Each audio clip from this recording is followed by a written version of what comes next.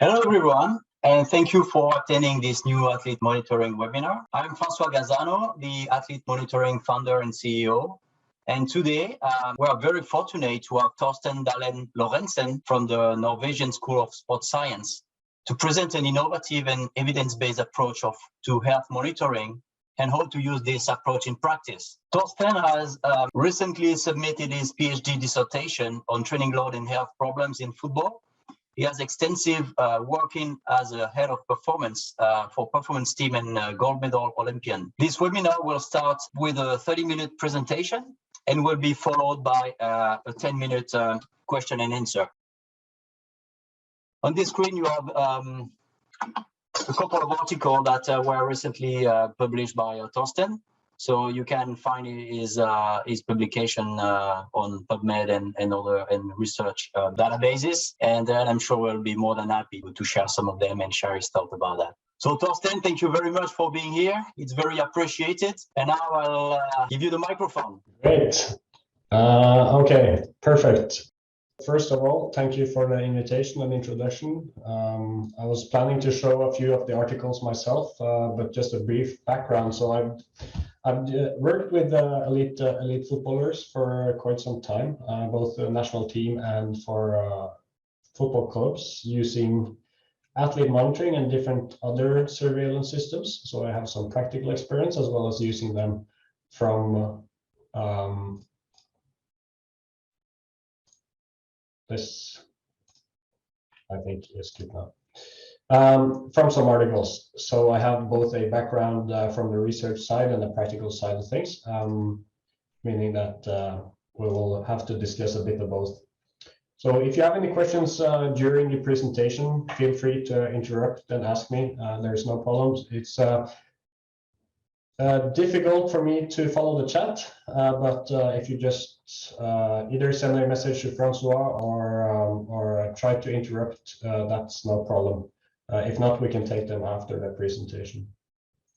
So just a quick conflict of interest declaration. I am not employed or paid in any way by athlete monitoring. I've just been using them, and we have collaborated on a lot of research stuff. And I am being reimbursed for my time for the presentation, but not in any other way. So moving on to the agenda for today, the first thing we will talk about is general injury surveillance. Then we'll go through some new methods. Then I'll discuss how to use them in practice. And then last but not least, talking about the implementation of them. So, as you know, health problems are quite complex. And most surveillance system actually only captures the tip of the iceberg, and I'll try to explain why. Most injury surveillance systems uses incidence-based methods, which incidence is the number of new cases across a certain period of time.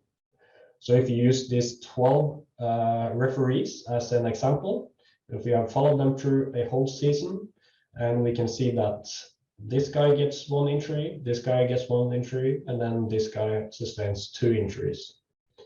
So all the information we have here is that during the course of this season, we have 4 injuries. But anything else that is not registered as a new injury, we don't know anything about that. So the difference from incidence-based methods to prevalence-based methods is that prevalence is a proportion of all your team's players. So whereas an incidence method, we would only register the new injuries, regardless of the duration and the severity of that injury. But with a prevalence-based method, we can use a questionnaire to ask all our participants at certain time points. Could be every day. More usual is to do every week. So we ask our players every week how their health is. And then we get every week a new proportion of our participants or players sustaining a health problem or a substantial health problem. So in this case, we can say that 4 of 12 are experiencing a health problem, meaning we have a health problem prevalence of 30%. So the proportion of our team is that are experiencing a health problem is 30. And we can also use different definitions by looking into how many of the participants are experiencing substantial health problems. So the methodology of this we will get back to later. But it's important to remember that prevalence-based methods are an important addition to the athlete monitoring surveillance system that you should use. Another consideration is the health problem definition. So the most usual in all sports medicine research is the time loss definition. And the reason we are using that so much is it's very easy to measure. Every health problem that causes an absence from either training or match will be recorded as a time loss injury. But this definition is quite narrow and has some problems attached to it. Another definition is to use the medical attention. And this is when a player seeks medical help, then they will be counted or captured as a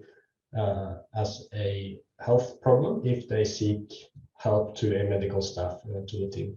And this health problem definition is a bit broader and therefore a bit better, but is not capturing everything. So the last and the broadest one is any complaints definition, which is basically everything.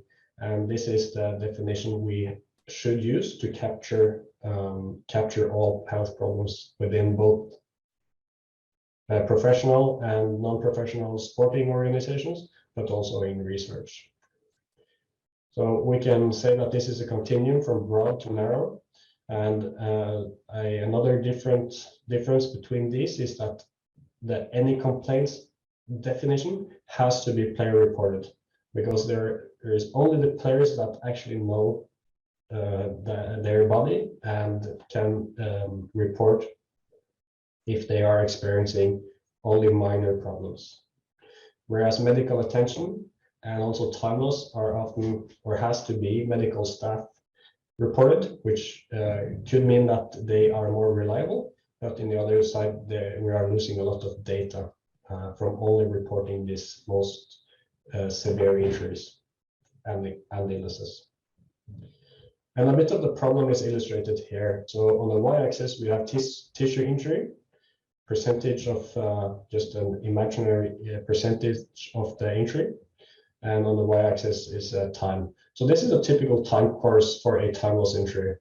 So as you can see, in week 2 and week 4, we have something that is happening in the tissue. If we say that this is a hamstring injury, there is some problems with the hamstring musculature, but it's not enough to provoke that the player actually notices that this is pain. But there is a 20% tissue deficit. And this will progress all the way up to week 12, where we finally cross the time loss threshold.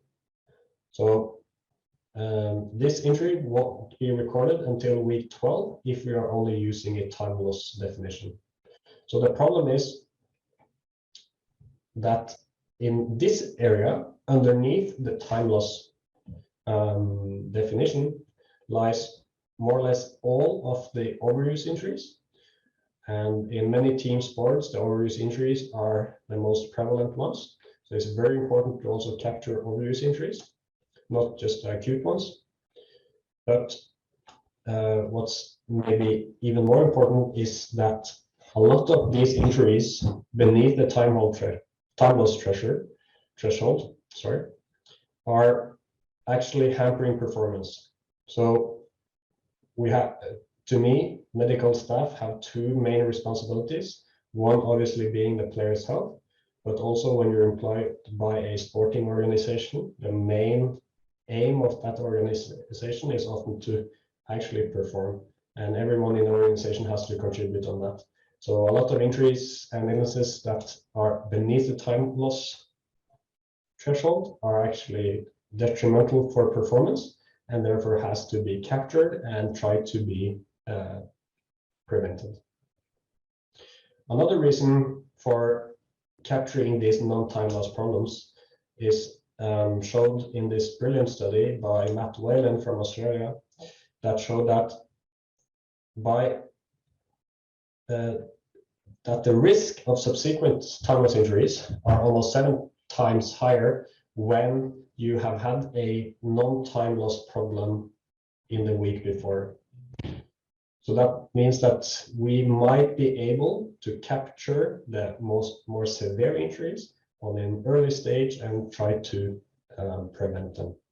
So instead of actually capturing the problems when they are at this stage, we have to try to capture them at an early stage. And there is 2 reasons for that. That is, we need to, 1, try to prevent them at all. So we don't want any of these problems, even though it doesn't provoke pain, but as long as it's hampered performance, we need to prevent them. And the other side is that we need to prevent them from getting more severe and into a time loss problem. So the benefits of actually capturing more is that we need to have the knowledge. It's very important to have knowledge also surrounding problems that do not cause time loss. And as I said, this has to be this knowledge has to be used to create preventive measures. And the preventive measure has to both tackle the non-time loss problem, but also it has to seek to prevent that a small hamstring problem eventually evolves into a very large hamstring problems. So that are the 2 main benefits of capturing more.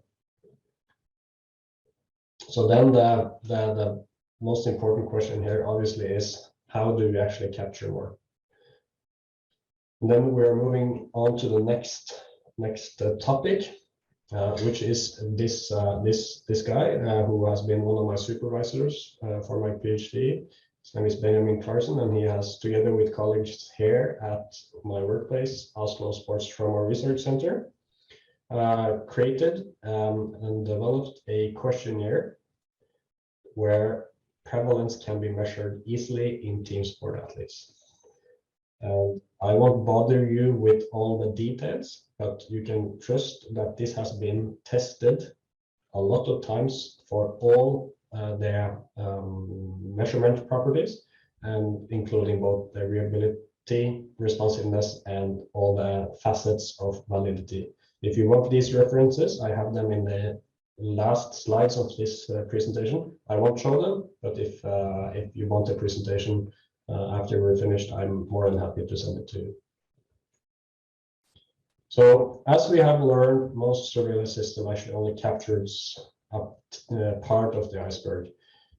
Our goal is to capture everything, and to capture everything, it's paramount to use prevalence-based systems.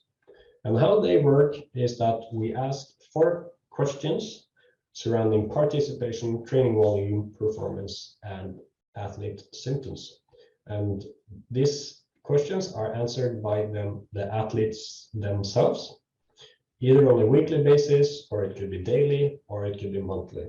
Most teams will use a weekly one, but in order to actually use this in the decision-making process, you might have to do it every single day, but we'll get back to that later. So for the participation, there are 4 options ranging from full participation to cannot participate at all. The 2 questions in the middle, training volume and performance, have 5 alternatives from no reduction to cannot participate, and symptoms have also 4, from no symptoms to cannot participate. And the flow and the logistics of this is that you answer the first question first, obviously, but the good thing is that if you have had full participation without any problems, the questionnaire is finished and you are considered to not having a health problem at all. However, if you answer that you have had full participation, but with an injury or illness, or if you have reduced participation, or if you cannot participate at all, you will have to answer the rest of the questions. And in this case, an athlete responding these alternatives would be considered to having a health problem. Whereas if a player are responding from moderate up until cannot participate in the training volume and the performance alternatives, they are considered to have a substantial health problems. So that's the two main outcomes. So you can either have no health problem, you can have a health problem, or a substantial health problem. That's the most used way to assess this. But I would also like to tell you about a concept called severity score, which is used, I would say, more in the research side, but it can also be very nice to use in your longitudinal analysis of your team. I'll get back to that later. But how you calculate it is that for each alternative has been given a score. So for participation, if you answer alternative 1 and the questionnaire finish, then the severity score is 0. But as you answer more and more severely, the severity score will be higher, obviously. So if you answer this combination 8, 6, 13, and 8, you will have a severity score of 35 out of a maximal total number of 100. So this is just to give an overview of how severe the problems is. So you can choose to use this outcome, or you can use the more easier stages where you have no health problem, and then severe health problem. This is how it looks when you actually do it when the athlete does it on their phone. And I have to apologize that the main text is in Norwegian, but I'll try to translate. So this is how it looks. This is the first question about participation, and then they have the 4 alternatives. And then if you answer alternative 1, the questionnaire is finished, and then you will be completed for that round. So you can add more, and you should add more than 4 questions regarding only health problem prevalence. And the reason is, I'll just turn the screen black for a second. The reason is, if you only ask the 4 questions, you will only know about that an athlete has a health problem, but you don't have any more information.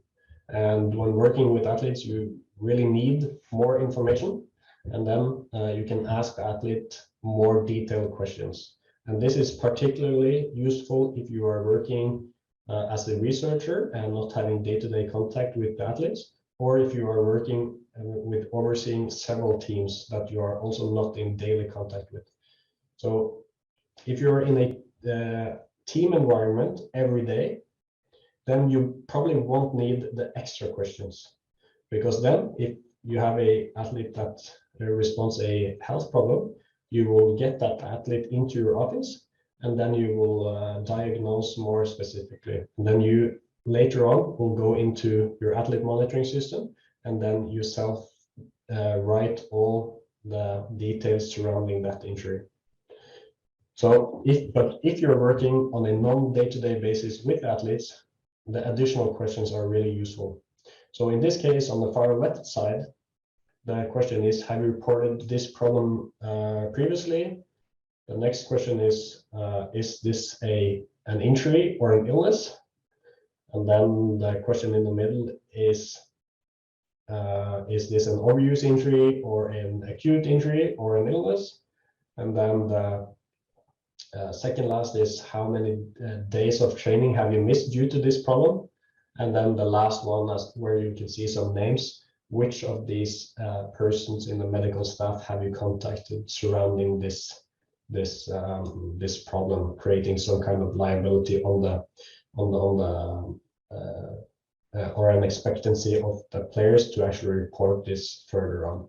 But again, if you're working in an elite environment, you will have to, it's a lot better for a medical practitioners to enter this information by yourself. And it's very easy also in athlete monitoring software. These are two additional questions surrounding which symptoms are you experiencing, such as fever, sore throat, etc. And this is how it looks in practice. Okay, so that's the introduction, and that's how it looks in practice. Now we'll talk a bit about how to use it in practice. And the first thing here is the technical considerations. I cannot emphasize enough that you need to collect only data you can handle. So there is no need asking players complicated questions just to get data. You need to have data that you can handle. So instead of creating a data tsunami that most practitioners actually have, especially when you include training load metrics, it's a lot better to ask the key questions, and then when needed, you can ask the player to elaborate more.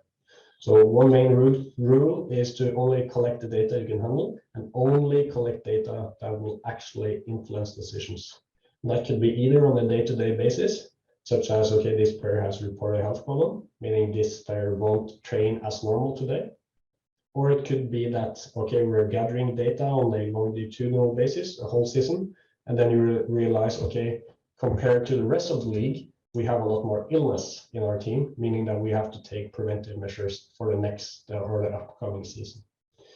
But if the data you are capturing are not influencing decisions at any point, then it's no point of doing it, and it actually will harm the rest, because then, one, you will have problems with too much data to actually handle in a good way.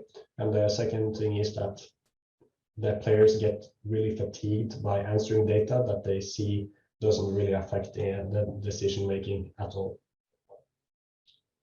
Okay, so for the technical considerations, there is one thing that is more important than anything, and that is to have a reliable technical solution. And this is super, super important. So if you do not have a reliable technical solution by proven athlete management systems, such as athlete monitoring, you will have problems if, let's say that you have implemented the system, and the following week, the link doesn't work.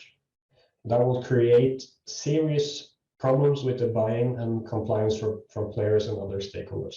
So it's super important to have a solution that you trust and you know is reliable every single week, providing data and storing data in the way you expect. The second thing to consider is to have app or SMS notifications. I've found it that in a research setting, SMS notifications are better, but in a team setting, app notifications could work really well. And by this I mean, so if you have implemented the OSCRC questionnaire, you will just send either an SMS with a link, or you will have the app actually notify you when it's time to answer it. And this you can adjust in the settings of the athlete monitoring. And it's just be aware that the timing on the day and which day, both the main message and also the reminders, which day these are sent out, is very important. So try to involve the players by asking them when it's a good day and when it's a good time to actually get the answers. That's very important. And also be prepared that when you introduce new technical stuff, try to have a good of introduction as possible. So this is just an example from one of our introductions, where we had everything planned in a presentation where all the participants were given out their username and password at once, and we had them all log in to download and log into the app while we were there and providing technical help if needed. Also good to know is that you can customize everything. You can have additional questions. You can change the diagnostic coding system and such. So there are a lot of opportunities. This is no one size fits all. You can adjust as you like. You can also include customized question, as I previously mentioned. So there are two main usages for this, and one of them, or the first one, is the everyday surveillance and management. And the point here is to capture problems before they hamper performance and before they are worsened into a time loss injuries. That's the main task. And as I were talking about earlier, it's a bit different if you're in an elite club. Then you might have everyday questionnaires, wellness questionnaires, health questionnaires, even physiological tests every day. I think most of it is, or a lot of it is maybe overkill, but some of it are good as well. But having everyday communication with players is probably the most important. And then you use a dashboard where all the data comes in to communicate with all members of teams. So have the manager, so let the manager and the assistant coaches, everyone have access to this data, allowing them to actually know more of their players, in addition to you reporting to them, talking with them, etc. So if you're managing several teams, I would think that weekly questionnaires are better, and then use a dashboard to get more overview. So a dashboard looks like this. This is from a study where we only have the OSTRC questionnaire, and then if they have a substantial health problem, a medical staff is notified, and then we'll conduct a telephone interview to diagnose the problem. So in everyday, this is a research setting. In a club setting, it will look probably like this. So this is the training load. Players are on the left side, and their player load data are on this side. And then, as you can see on the far right side, there's a triage system for health. So then you know, okay, today the short training load was this and this, and the player has responded a small health problem. Okay, that means that we have to do this and this. So that's how you would use it in a day-to-day setting with the athlete monitoring part. The other thing is to use it in the longitudinal analysis. And we use this to get insights that can influence decisions on a maybe a longer term. So there are two different approaches that you can use. One is to export the logs and stats function. You export it to either Excel, CSV, or different file types. And this is very customizable. And then you will get easy to use spreadsheets that you can do further analysis on. This is one option. And by using this, you can create such as visualizations for your team. Okay, these are the days lost to different problems in one season in my former team. So that's one option. Or you could export graphs directly from the athlete monitoring system, which looks like this. That is maybe the better option. And then I'll just actually show you on the screen.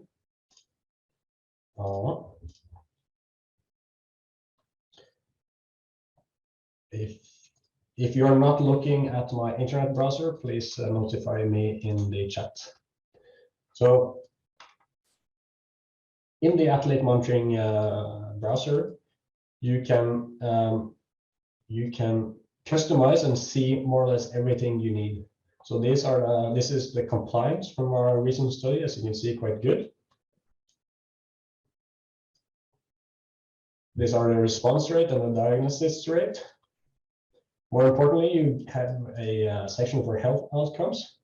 This is the incidence, and you can add and remove as you like to only show like very narrow stuff, such as substantial acute injuries, or you can have all health problems.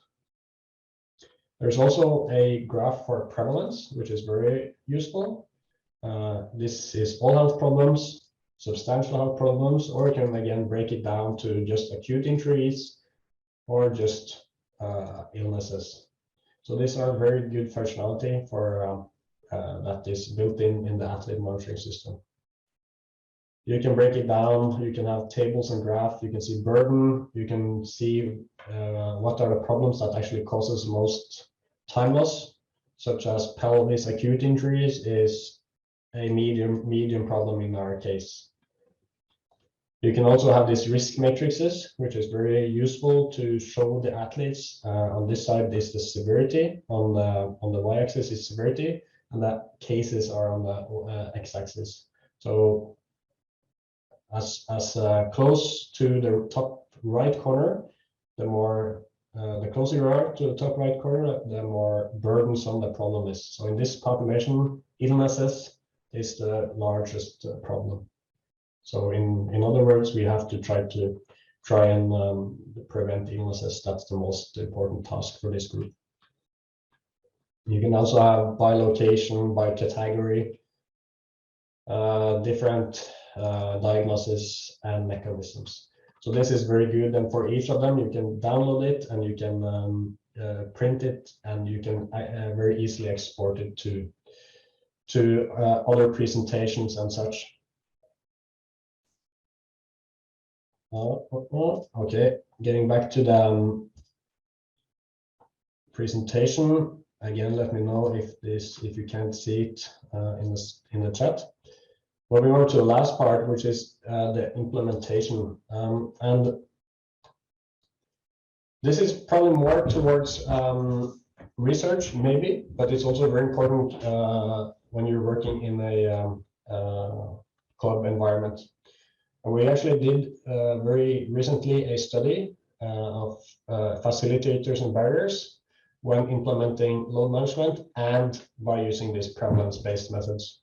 And what probably wasn't known from before and is now supported by another study is that it's very important to create buy-in by making players and coaches understand that this is to improve your health. But more importantly, it's very important to let them know that ultimately this can increase their performance. So don't forget performance when you're trying to create buy-in. It's very important.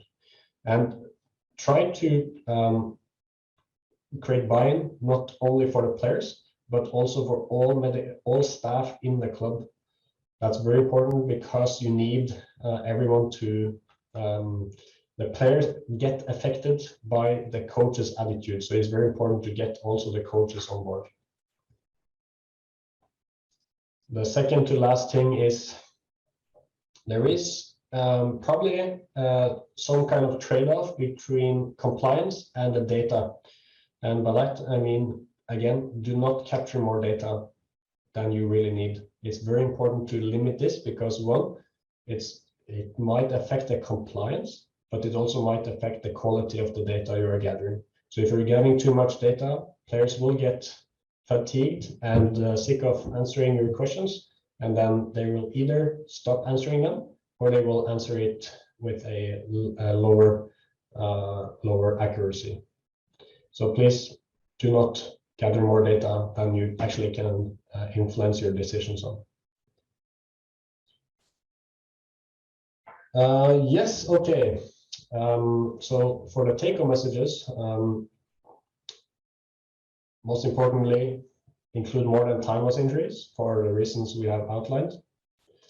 Try and capture problems before they become a large problem. That's very important. It's also important to catch problems, small problems, because they can hamper performance. Get insights into your population or your team's most burdensome problems.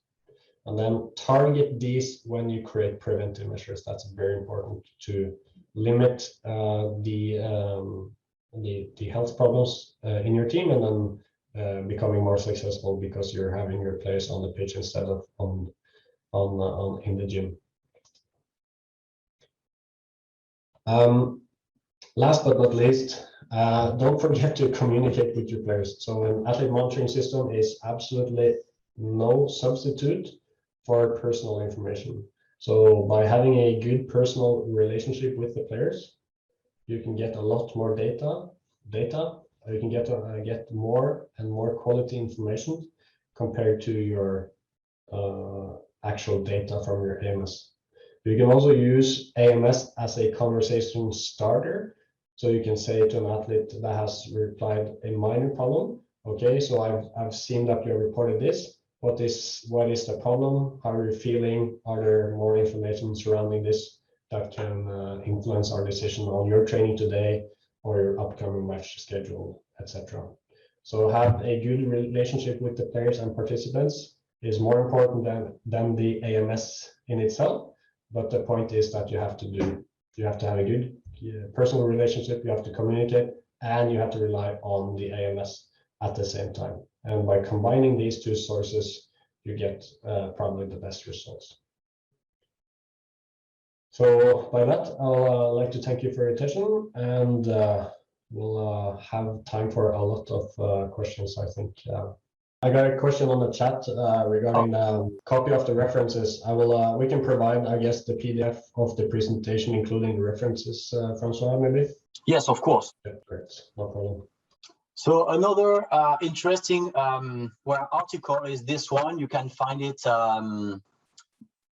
easily. It's basically how the Norwegian Olympic program use the athlete monitoring system as part of their health monitoring approach for their Olympic athletes. So they explain their the process they went through from London 2012 until Tokyo of this year's Olympics, and the approach they use and how they modify the approach and the different tools they use and why and how and etc. That's very, very interesting. So I recommend you to have a look at this article there. If you want to have more information about the health monitoring platform, including athlete monitoring, you can visit this website. It's all explained it. And also, if you want to get in touch with me, feel free to email me at this address, francois@athletemonitoring.com. I'll be more than happy to answer any question. So, Francois, we have some questions in the chat. Perfect. The question was, if we record non-timeless injuries, how easy will it be to categorize them? And I will actually say that it will be very easy because I guess the first follow-up question would be, is this an injury or an illness? And if it's an illness, you will go then to symptoms and etc. But if it's an injury, you can go to, is this an acute injury or an obvious injury? And then the questions will be, what is the mechanism? How did it happen? Did it happen during training, match play? What is the diagnosis, the body part, structure, etc.? So it's the same as, so categorizing is the same as using timeless injuries. You just need to interview the players or have a good structured follow-up question just write in the chat if that did not make any sense to you. And the other question was from Ryan, and then he asked what daily readiness wellness questions do you ask? And the problem with readiness questionnaires is that there aren't really any good ones validated in the same way as this OSTRC questionnaire is validated. But there is one typical way to do it, which is the pre-training wellness questionnaire, which I also think is 4 questions surrounding sleep, number of hours slept, sleep quality, soreness, and stress, I think. Which I think works quite okay, but especially for the wellness questionnaires in the day-to-day organization, in the day-to-day work in a professional club, I think this is where personal communication is the most important, because by meeting all the players to breakfast and then trusting them by having a good personal relationship with them, trusting them to actually tell you if they are not feeling very ready, or if they have any problems that can affect the performance, but is not an injury per se, such as players having become fathers or daughters, but not daughters, but fathers or mothers recently, then obviously their sleep and the stress level will probably be affected. And then by knowing that the family history and everything for the players, I think it's better to actually just have the personal relationship compared to the everyday wellness questionnaires. But I know a lot of clubs also using the wellness questionnaires, the pre-training wellness questionnaire, and I think it works good for them. It's just a matter of preference, I guess. I have a question if I can test them in. Because you record all the complaints that the players have because they actually report their self. How can you manage all of that with medical attention injuries and the treatments that those injuries have that the physios or the practitioners have to put on? Because probably the first question is, do you also record treatments of the physiotherapists and doctors? If you do, how you implement that with the players also reporting their own injuries, because you are reporting the same injuries or some of the same injuries from two different channels. One is the physiotherapist and the other one is the players, if that makes sense. I think I understood your question, and absolutely, because what's good about the all complaints category or the definition is that it also, if you have any complaint, that will also include the time loss injuries and the medical attention problems. So what we will do is, if you report a small problem in an elite setting, that will require one of our medical staffs to contact you and then talk to you or examine you. And if that, then this medical staff, the physiotherapist, the doctor, will be responsible to provide the extra information. We just want the players to notify us that this is a problem, and then the medical staff can assess further. So if this is a time loss injury, the time loss is very easy to use because obviously you either participate or you don't. So that's easy to have control of. But regarding the severity, maybe how many days of time loss or additional things, I think the doctors and the medical staff will register after they get contact with the player when they have reported some kinds of problem. So there's no problem in this. You just have to, it's a matter of resources, obviously, but if you have a lot of players reporting problems, you need to have enough staff to handle these problems. If you don't, I guess it will affect your performance or the team's performance by having players playing with hampered performance is not good, obviously. Okay, thank you. And just one last question: how is in your experience, the buy-in with doctors and physiotherapists? Because depends on the setting.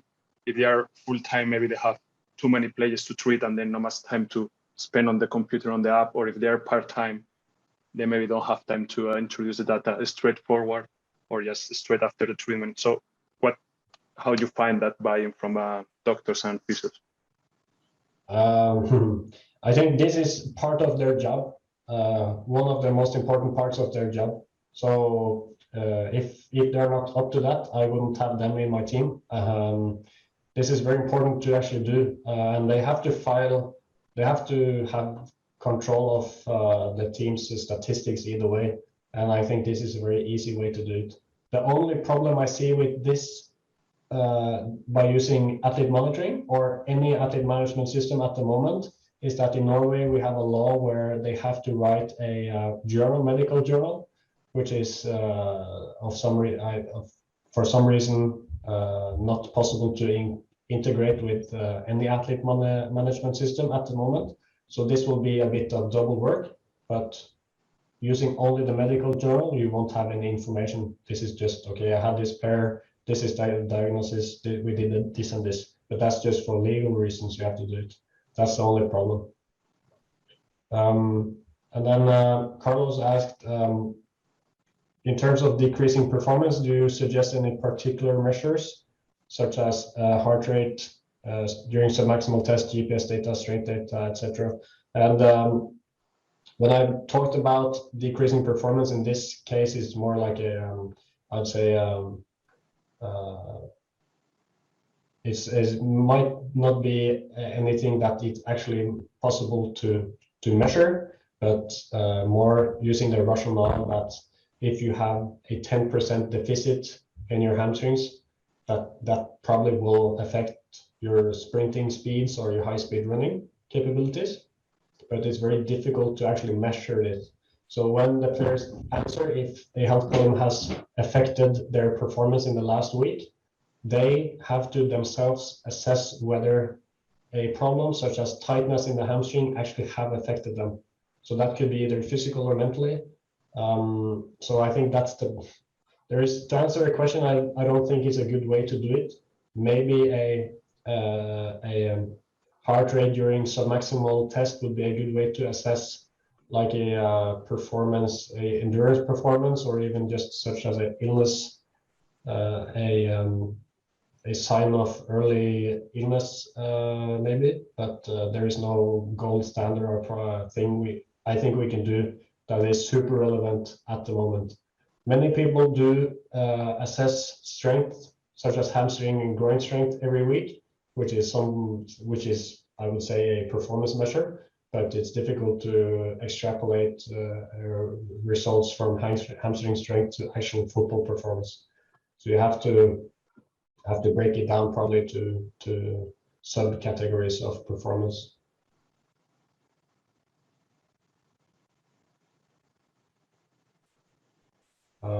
And then we have Francois. You just stop us when we're finished. But Atle has a question regarding, after following this way to monitor your athletes, what's the outcome? How much less severe illnesses, injuries do you have in the group versus when the athlete is not monitored? And that is a very interesting question. However, there are no studies examining the effect of just doing this. And I'm not sure if it's possible to actually assess, because I would think most teams do this anyway. But the effect is difficult to estimate even. I think absolutely you have to do this. Yeah, I don't know. It's difficult to say, but I can say that more than half of the injuries in football are overuse injuries, and then if you only use time loss based methods in your team, you will basically overlook half of the injuries. And